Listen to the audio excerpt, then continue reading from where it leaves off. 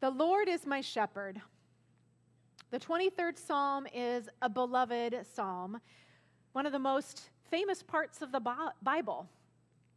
It's recited at funerals and recited in prayer. People are inspired to write songs about it or to create art. It's one of the places we look to when we think of Jesus, who in our gospel lesson calls himself the Good Shepherd. Psalm 23 is classified as a psalm of trust. Psalms of trust express faith and confidence in God despite great difficulty and threat.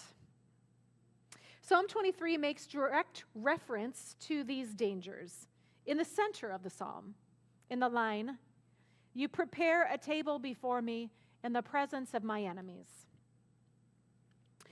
The Oxford Dictionary defines enemy as a person who is actively opposed or hostile to someone or something.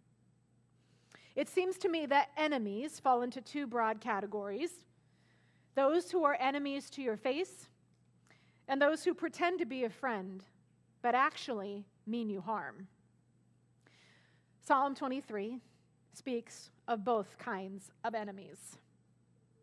The first appears in the line, "Even though I walk through the darkest valley, I fear no evil, for your rod and your staff, they comfort me."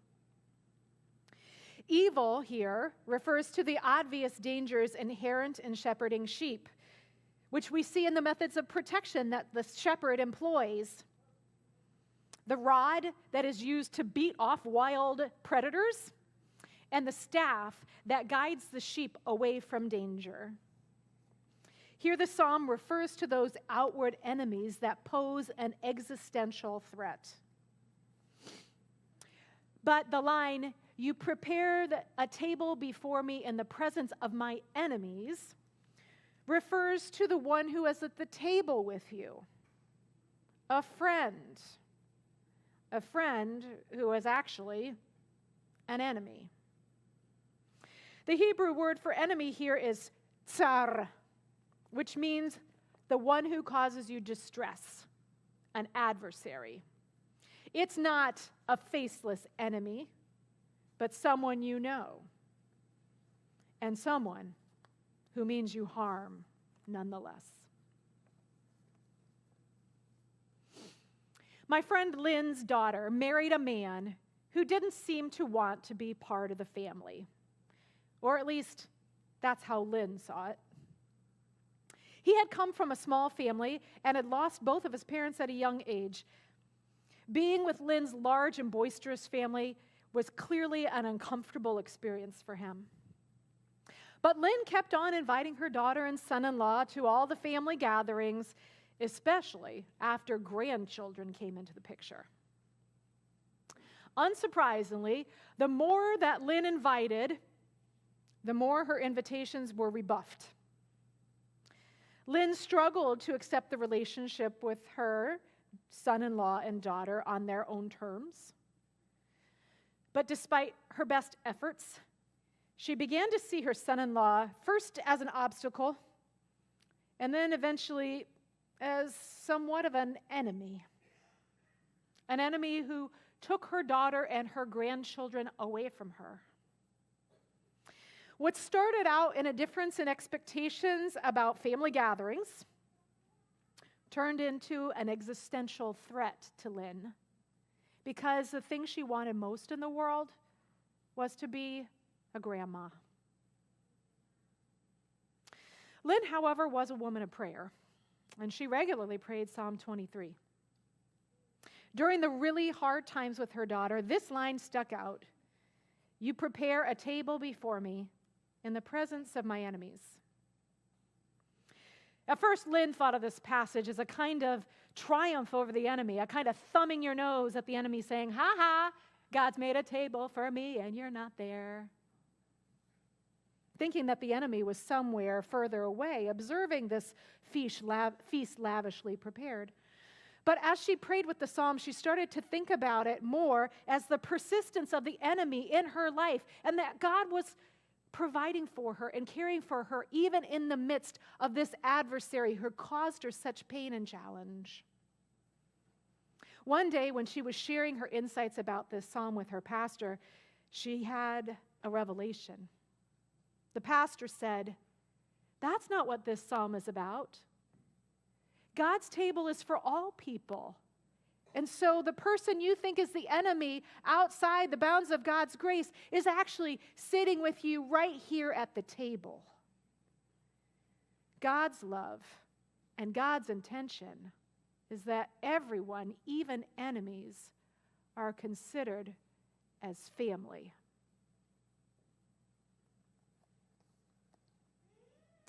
You spread a table before me in the presence of the enemy. What does it look like when your enemy is now at the table with you, breaking bread with you? Do they stay the same? Do you stay the same?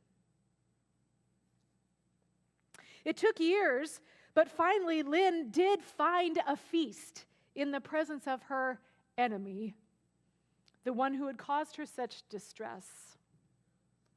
Because in the end, it wasn't about Lynn and her son-in-law or about Lynn and her daughter. It was about Lynn and God. God's protection, God's guidance, God's purposes for Lynn in any and all circumstances, even the ones she did not choose, even the ones that seemed wrong to her. It turns out that God had much more in store for Lynn. The fact that Lynn wasn't watching her grandchildren regularly opened up time in her schedule, and lo and behold, she was asked by 2 different families in her congregation to be a godmother to their newborn children.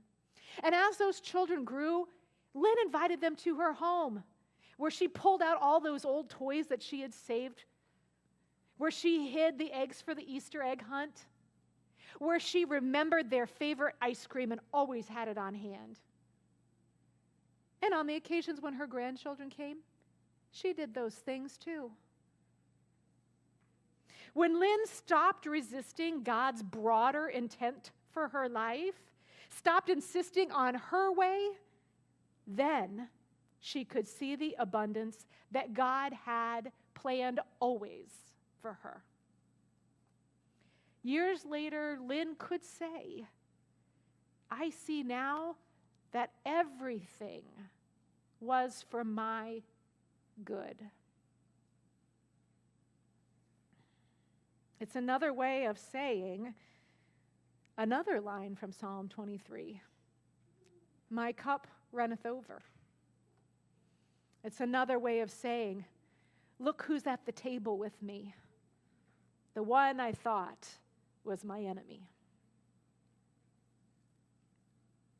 Psalm 23 concludes, "Surely goodness and mercy shall follow me all the days of my life."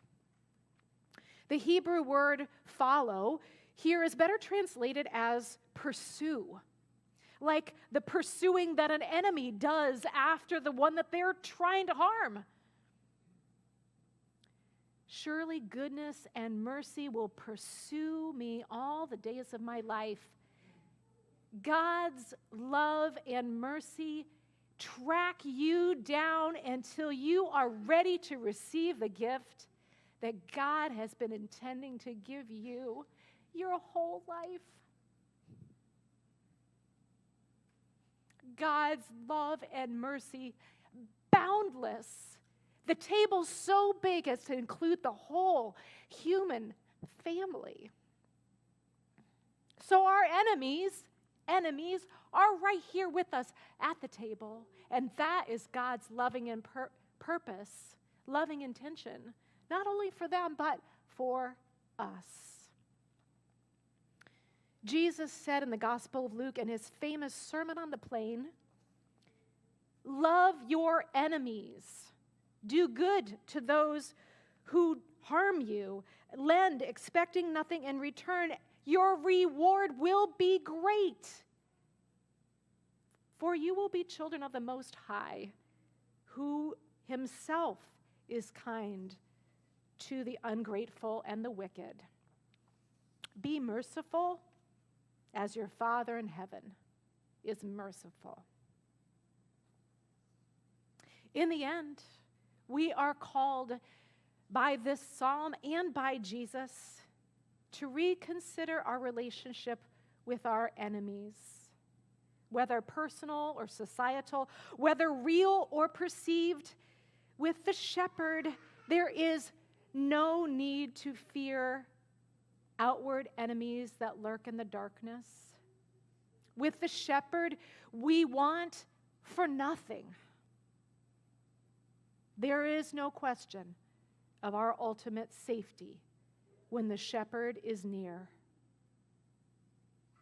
And the shepherd is near.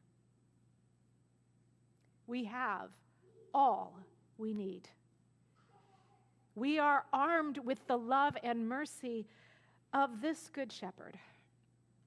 And therefore, we are empowered to share the same love and mercy in daring and courageous ways, so that by the love of Jesus, enemies are transformed into families, our hearts are converted, and we belly up to that big table with all of God's beloved, the shepherd and his sheep. Amen.